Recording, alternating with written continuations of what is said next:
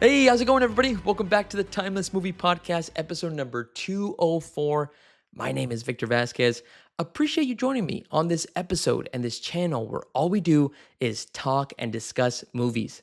I hope you all are having a great weekend so far. I remember in the last episode, I had mentioned that I was excited for two of our discussion episodes coming out in 1 week. Well, this one marks the third. We got to watch a movie earlier than usual, and so I was able to just record and pump this one out as quick as possible. So we got 3 movies in the span of a week. What a time it is to be a movie fan. This summer blockbuster season has been awesome because consistently we've gotten weekends where 2 and sometimes 3 movies come out. So it's fun to try to catch up and talk about my thoughts on all these movies. And if you're interested to hear some of those thoughts and just hear about some of the summer films that have come out, well, please check out the Timeless Movie Podcast on Apple Podcast, Spotify, and YouTube. On episode 203, our last episode, I went solo and talked all about Toy Story 5, Pixar's newest film. Is Toy Story 5 a good movie? Is it needed? Is it timeless? I'm not going to answer any of those questions, but you can listen to all those answers on episode 203. So please go check it out. Drop in some comments. Let me know your thoughts. And let me know if you think Toy Story 5 is a timeless movie. Also, want to give a quick shout out to TJ. TJ actually sent me an email at timelessmoviepod@gmail.com. He ended up sending me a message about Tuner, how much he enjoyed it, how much of a surprise it was, how it's unfortunate that there actually aren't a lot of theaters playing Tuner. And so we had a really good back and forth. So TJ, thank you so much. Want to give you a shout out. Appreciate you taking the time to send me an email. And if anybody else wants to get shouted out, please send me over an email, timelessmoviepod@gmail.com. I'd be happy to read it. I'd be happy to talk back and forth about any movies that you've seen. And I'd be happy to incorporate any of that into the podcast as well. All right, everybody, let's go ahead now and dive in to this week's new movie in which we are talking about the new film from DC, and it is called Supergirl. Now, I have been pretty pumped to try to check this movie out for a couple reasons. One, James Gunn, ever since he took over DC Studios and has been building out his universe, I've been excited because I've always enjoyed James Gunn's films, from Guardians of the Galaxy to Suicide Squad. And then when he made Superman, it really vibed with me. I know it's not a perfect movie. It has its flaws, but Superman just was on the same wavelength as I was. I enjoyed David Cornswet as Superman. The cast of characters around him were fun. Everything just worked. And then I got to see a little bit of a glimpse of Kara, who was played by Amelia Alcock at the end of Superman. And I was pumped. As soon as I found out they were going to give her a movie, it was, oh man, it just gave me this kind of feeling of like, okay, this universe is growing. We're seeing more characters and we're trying to see how we can expand a little bit more. And another thing that I was pretty excited for was Amelia Alcock herself. I have seen her in House of the Dragon. She is a phenomenal actress. So I was really interested to see how she would play this character in a 2-hour movie. So we got to check this one out a little bit early on Wednesday, June 24th. It was kind of like an early access fan screening at our local AMC. So now that we got to check it out, let's go ahead now and segue into the non-spoiler section. That way I can tell you a little bit about the director, the actors, a synopsis of the movie, and my overall thoughts. All right, Supergirl is directed by Craig Gillespie. If you don't know, Craig Gillespie has made films such as Lars and the Real Girl, I, Tonya, Cruella, and Dumb Money. In Craig Gillespie's Supergirl, we have actors Millie Alcock, Jason Momoa, Eve Ridley, Matthias Schoenaerts, and David Krumholtz. All right, now that we've seen Supergirl, what the heck is it about? Let me give you a little synopsis. Not going to spoil anything here, but in Supergirl, we are introduced to Kara. Kara is played by Millie Alcock, and Kara is in a far away, distant planet in a completely different galaxy, and she's celebrating her birthday. Now, you would think that, okay, this is going to be a very joyous moment. It's going to be a fun scene. Not really. Kara's actually drinking the day away, trying to numb the pain of her life and what she has experienced so far. And she continues to do this until she meets the character of Ruthie. And as soon as she meets Ruthie, her whole life starts getting wrapped up in this whole plot and path for revenge. And so that's essentially what the movie is about, trying to see what revenge does to a character. Now, is revenge good? Is it bad? I mean, who's to say? But you know what I can say is my overall thoughts now that I got to check out Supergirl. Overall, I thought Supergirl was an okay to good movie. It has good moments. I mean, it has some comedic lines and some comedic characters that, are a little bit of a highlight. There's some really well captured action moments that really highlight how powerful Kara is, and it really shows her entire power set within the film. I thought that was really cool. The biggest thing that really holds this film back is the way that the story tries to highlight some of the emotional background of some characters and really the entire emotional aspect of the movie. I think that's really what holds this film back. I feel that there was a lot of scenes that just felt rushed. They didn't let these scenes breathe, and I feel like if they would have allowed a little bit more time or spent more time with some characters, it would have actually allowed the audience to connect with these characters and be on their side. So that's the unfortunate part that I felt about the movie. Again, it's not a terrible movie. It's not the worst movie I've seen. No, it's watchable. It has its moments, but I feel like if it would have had more of those types of scenes that could have, expanded some of the background of a character or let you live with this character and feel their pain, I honestly felt like it could have been a very impactful movie and it could have just reached that status of being a great movie. But unfortunately, it doesn't get anywhere near there. Now, let me tell you a little bit about some pros and cons. That way I can highlight a little bit more of those aspects that worked for me and didn't work for me. All right, first pro that I have for Supergirl is going to be I really dug the action scenes in this movie. In particular, there was a couple things that involved Kara that I thought were really cool. One of them was whenever Kara was in a specific space or in a environment that had a lot of minions and thugs around her, they would use a rotating camera to highlight and keep Kara in the center of the frame, but they would show you a 360 view of all of the people that she was laying waste. And that was really cool. I really enjoyed how they were able to kind of capture all of that. Everything looked smooth. It wasn't choppy. It wasn't really hard to follow. And so that I thought was a really clever move to kind of have that camera be very flexible to capture all of the fast and fluid movements of Kara. That way you can really get a sense of how fast and how powerful she is. Also, towards the end of the movie, there was also a lot of these different types of slow motion scenes. And I thought that was a really cool touch too, to show how much destruction Kara can do if you just get on her bad side. And so she's going through tanks, she's running through all these different types of minions, she's lasering people, she's protecting characters, and it's all done in this really cool slow motion type of a scene. And so again, that rotating camera, the slow motion aspect, anytime there was any action with Kara, I thought they really executed those moments very well. And again, just highlighting how powerful she is. As long as she's in a planet that has a yellow sun, she's just as powerful as Clark. All right, second pro that I have for Supergirl is going to be the performances. I'll keep this one short and sweet. I thought everybody's performances were really good, and I just specifically want to call out Millie Alcock and Jason Momoa. They both had these characters that they just understood, at least in my perspective. Jason Momoa just seems like he's having a bunch of fun playing as Lobo. He's just doing all this crazy stuff, saying all these funny lines. And so he was really that kind of comedic relief in the film. And then Millie Alcock, I really enjoyed her Kara. I liked that she wasn't like Clark. That's the one aspect that I was really worried, or maybe not worried, but more thinking about, okay, we have to make a character, although she is Kryptonian, I don't want her to be like Clark. Clark is already the goody two shoes. He's corny. He says all these weird stuff, but that's Superman.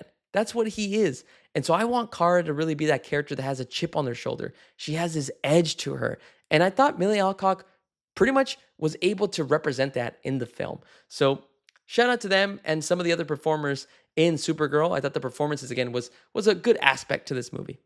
Last but not least, third pro, I really like the design of some of the various alien species and the creatures that they were able to build in Supergirl.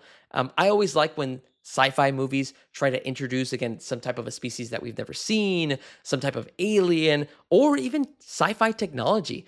There was some sci-fi technology that they introduced here that looked like it was like some type of phasing, but again, all those types of aspects I really enjoy when they just try to introduce something that's very new. So really like that. Again, nothing too crazy or mind blowing, but at least wanted to call that out. All right, let's move into the cons.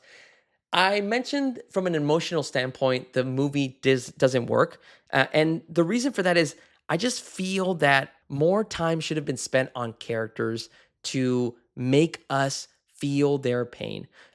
I, as an audience member, and this is just my opinion, I felt nothing for some of these characters.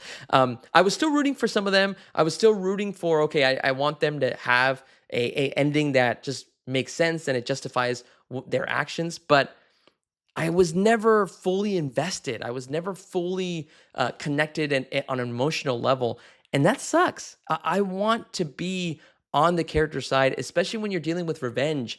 I want to be able to, yes, like I want to be there with you to get revenge. And there was just not enough scenes to highlight that. And so that just sucked from that kind of a perspective as an audience member.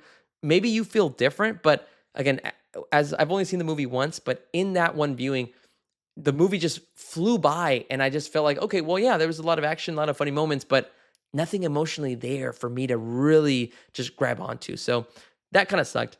And then the second con that I have is I feel like there should have been more scenes explaining or showing those perspectives of revenge. We get a lot of movies that deal with revenge and what characters go through and their arcs.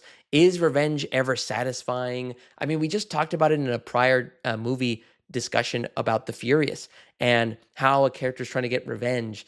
And so, if you're going to do a movie like that, I would expect the director and the writers to have some type of a theme or something new to introduce about this type of a revenge plot. And I feel like Supergirl didn't really have that. It just seemed pretty straightforward. So again, those are my two nitpicks, my two cons. These are things that again I wish they could have improved on and they could have added more scenes to just to make it hit a little bit harder towards the end. All right.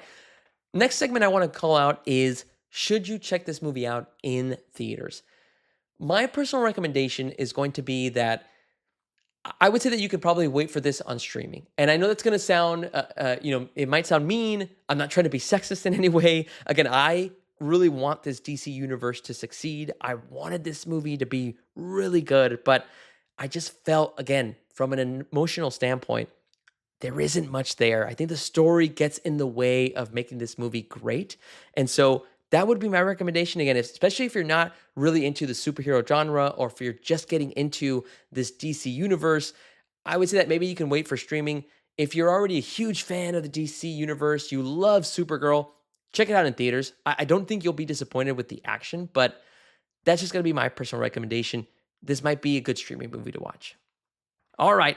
Now that we talked all about the non-spoiler stuff of Supergirl, let's dive in to some spoilers. Let's talk a little bit more about why I felt there wasn't a lot of emotion or some of the cool aspects that I enjoyed about this movie. But before we do that, please jump out of the podcast now. That way you do not get spoiled by everything that we will be discussing for this section. So again, don't want to ruin it for you. So please jump out of the podcast now, watch the movie, then come back, drop in your comments, and let me know if you agree or disagree with some of these takes that I'm going to bring up. And also let me know if you think the movie is timeless. All right, everybody. Hopefully that's enough of a break for you. Now, let's get into spoilers. All right. Again, I don't want to spend too much time on the negativity aspect of this movie. I feel like there's already a lot of negativity and people being very divisive. Some people are already saying, hey, people are just being negative because it's a female-led movie. Some people are just being negative and review bombing.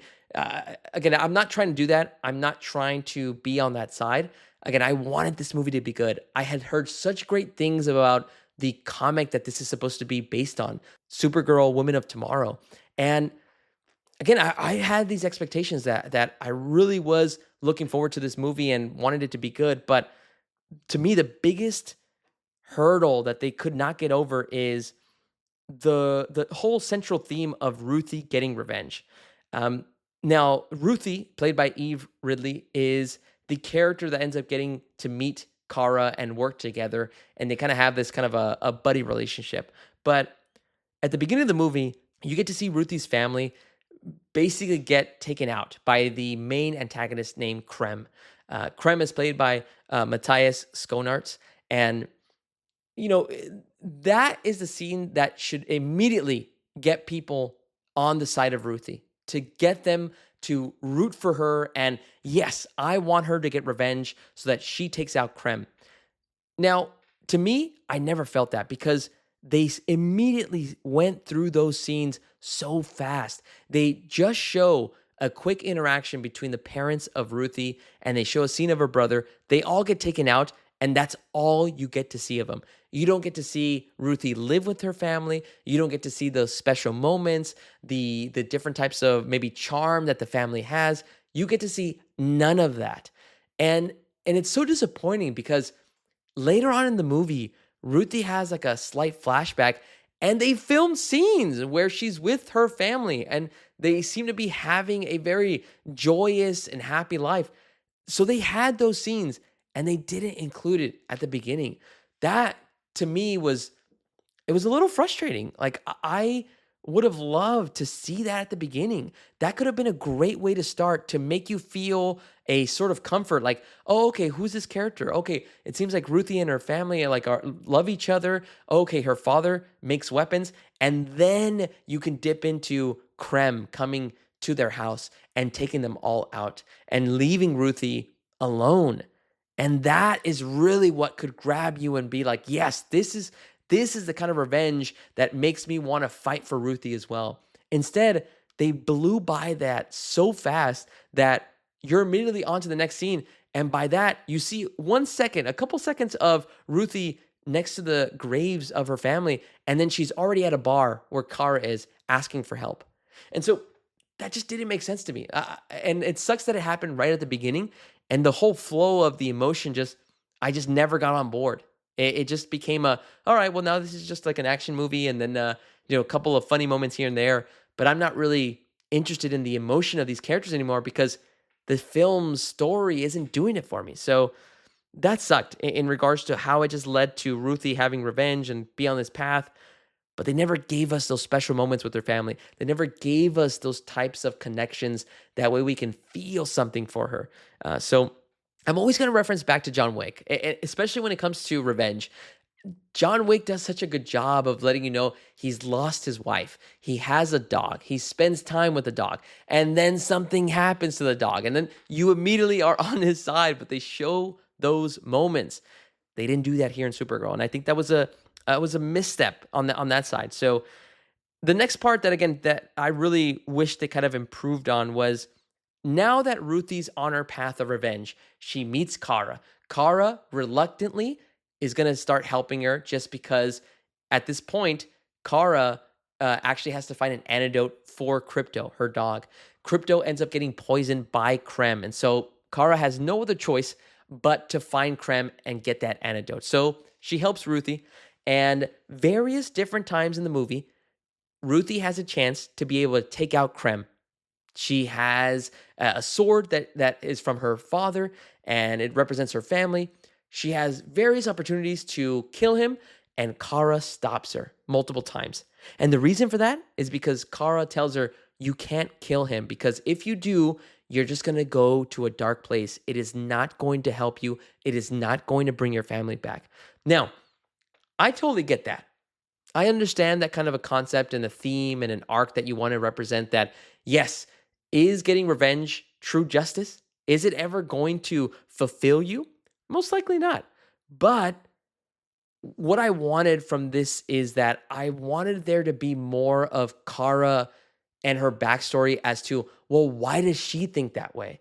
Why does Kara know that you'll go to a dark place? Now, I know that Kara has a very sad backstory because they show that she was living with her father and her mother on a piece and an island, essentially, of Krypton.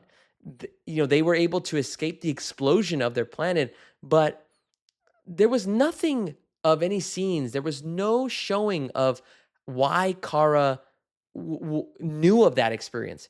They never showed where she killed somebody and got somebody for revenge. They never showed how that impacted her life. All they showed was, yes, I had to basically leave my family. I had to leave them and I could never see them again and start a new life on Earth. That was all they showed. They kept telling me that, hey, don't do it. You're going to go to a dark place. Don't do it. You're going to end up going down a rabbit hole. But they were doing more telling and not showing me. And so I wanted the movie to show me why Kara knows this. Show me a moment. Maybe as she's working with Clark on Earth, maybe she accidentally killed somebody. Maybe she got revenge because of what they did. Show me some aspects so that when Ruthie hears that from Kara, maybe she'll understand it. She doesn't have to accept it, but she understands that, oh, well, Kara maybe has gone through something like that. Maybe that's why she feels a certain way and she has this chip on her shoulder, is because she's been to a dark place and now she doesn't want me to fall into that same trap. Again, I would have loved if they would have highlighted a couple of scenes for Kara of going into that dark place, maybe crossing the line a couple of times. And that way, when she stops Ruthie, now we understand, okay, well, Kara does understand that, Ruthie could just completely change entirely if she kills Krem. So that to me is something that I was hoping to kind of see explored more in the film. We never got there. And so that just sucked for me. Maybe I'm on an island on that. Maybe people that have already watched it, and if you're listening, you're probably just screaming and saying, no, Victor, you completely missed the point. That was never the intent of what they were trying to show. But to me, I thought it would have been very effective if they would have highlighted Kara crossing the line, show her going to that dark place. That way, when she does try to inform and to teach Ruthie, hey, don't go there. I've been there before, and it leads you to nowhere. So I think, to me, if they would have done a better job with Ruthie and her family, showing those scenes, and if they would have highlighted more of how Kara dealt with being in a dark place and how she almost crossed the line or did cross the line, that would have made this movie such a more emotional roller coaster and something that's just a good gut punch as you're watching the movie. But again, those are just my thoughts, my opinions on how I felt about Supergirl and watching the different types of scenes play out. Don't want to end it on a negative, so let's talk a little bit about some of the things that I really enjoyed that they kind of showed, some of the characters. I mentioned him a little bit before. Jason Momoa as Lobo. I mean, he loved this character so much that he basically manifested becoming this character on the big screen, and he did a great job. He had some funny lines. The way that he would interact and bounce off of Millie Alcock and Eve Ridley, I thought were hilarious. And so, again, to me, he was probably one of the funniest characters. Also want to give a shout out to Millie Alcock as Kara. I thought she portrayed the character really well. The way that she was able to kind of show off that, at the beginning, she didn't care about anything. She was drinking. She just wanted to kind of move on with her birthday and just, you didn't know where her life was going. It seemed kind of aimless at that point. And so it's cool to kind of see her progress, and especially with Ruthie, to try to see how, I still have a chance to be good in some capacity. Could have been done a little bit better with some of the extra scenes that I was talking about before, but either way, her performance overall, I thought was just, again, really well done. It's a performance that, again, it just shows how she's able to also be funny. She was able to kind of play off as this very funny type of a girl when she's talking to Lobo. She can get very serious. She has this really good charisma when, she's being targeted by all these minions, and she's like, this isn't going to go well for you. And then she just basically just starts wrecking fools all around a specific area. So again, her performance I thought was cool. I would love to see her again in a future film as well. Couple of the things that I wanted to call out that I thought were, from the perspective of sci-fi, I thought was really clever. They introduce this kind of technology that these pirates have in the beginning of maybe the second act, or maybe towards the end of the first act. But there's these pirates. They steal from all these different types of intergalactic buses that go around, and Kara and Ruthie are there, and they end up getting robbed by these pirates. But they have this really cool technology where when they push a button, they kind of phase and they go from one place to another. And I just really liked how they did that with CGI. The phasing looked realistic, and they would just pop up in different places. And Kara ended up stealing one of those types of devices, and she started phasing. But it was funny because she would phase into random places. She would phase under the seat of a character of an alien that was sitting there. She would phase into a separate like place where all the baggage and the luggage was. So it led to a really funny moment. Seth Rogen, I think, was in the film as well. He was playing like this alien, and he had some hilarious lines as well. I think it was Seth Rogen. I'm probably gonna have to look that up later on. But again, those are some of the cool moments, and I just like that they introduce a different type of technology. And then the last piece that I had no clue about was there in the third act, they have Kara go to a specific planet to try to find Krem. She needs the antidote. And then as soon as she lands on the planet, she immediately starts getting weak. And why does she get weak? Because that planet has two suns, a yellow sun and a green sun. So essentially, it's kind of like a kryptonite sun. I had never seen anything like that. Again, I'm not big into the DC comics. I don't know a lot about the lore of Superman. So let me know in the comments again if that's common and if there's something that I could read up on that. Happy to do so. But I thought that was really a cool aspect that they included in the film is having some type of a kryptonite sun that makes Kara weak. And so Ruthie has to help her and save her and put her into a cave and wait for that second sun to rise so she can have full power. Speaking of full power, I really liked how they set up Kara throughout the movie to highlight her power set. The first time she has an action scene at the beginning of the movie, she's on a planet with a red sun, so she has no powers. She's essentially just a normal being, and she has a fight with this big alien beast, and she's able to, struggle a little bit because she's drunk as well, but she's able to eventually take out this alien. And I thought that was cool to kind of start off with no powers, and then little by little, they build her up. After she fights some of these pirates, she's in space. She's waiting for the sun to get over the horizon of a planet. And as soon as the sun comes around, it beams to her and she immediately gets her powers and just starts destroying the pirates' ships. So that was cool. And then finally at the end, when she faces off against Krem on this planet, she waits for that sun to rise. And then she has her Supergirl costume and she's able to just destroy everything in her way, and basically she's at full power at that point. So I thought that was really cool. Again, I like it when they have these kind of superhero movies and they set up where yes, these beings are very powerful, but they try to build up to it so that by the time we get to the third act and we get to that action sequence, there is nothing that's going to stop Kara in any specific moment. So that was really cool stuff. All right, that is all I got for the movie Supergirl. Before we wrap up the podcast, I want to call out the last segment, which is Supergirl a timeless movie? Is this something that I would rewatch in the future various different times? In my opinion, as of today, Supergirl is not a timeless movie, unfortunately. If they would have been able to really land the emotional scenes, if they would have expanded more on Ruthie and her family and highlighted more of how Kara is learning to stay away from that dark place, I thought that this would have really hit home for me and just would have made this experience even more enjoyable. Because they weren't able to really let this movie breathe, I honestly feel like this movie could have been 2 hours and 10 minutes. You could have had 20 more minutes of those types of scenes, and it would have made the experience even better. But again, that's just a what if at this point. But to me, Supergirl is not a timeless movie. However, what do you all think about Supergirl? Have you had a chance to check it out? If you have, please drop in your comments down below. Let me know your thoughts on Supergirl. Send me an email, timelessmoviepod@gmail.com. I would love to hear your thoughts. That way we can interact and talk all about this new DC movie. All right, everybody. Appreciate you all listening to my full thoughts on Supergirl. My name is Victor Vasquez. This has been episode number 204 of the Timeless Movie Podcast. Make sure to check out our next episode as we have my brother come on for episode 205. We're going to be talking about a new movie and deciding if it is timeless. All right, everybody. Appreciate you all listening. Have a great rest of your week, and I'll talk to y'all later.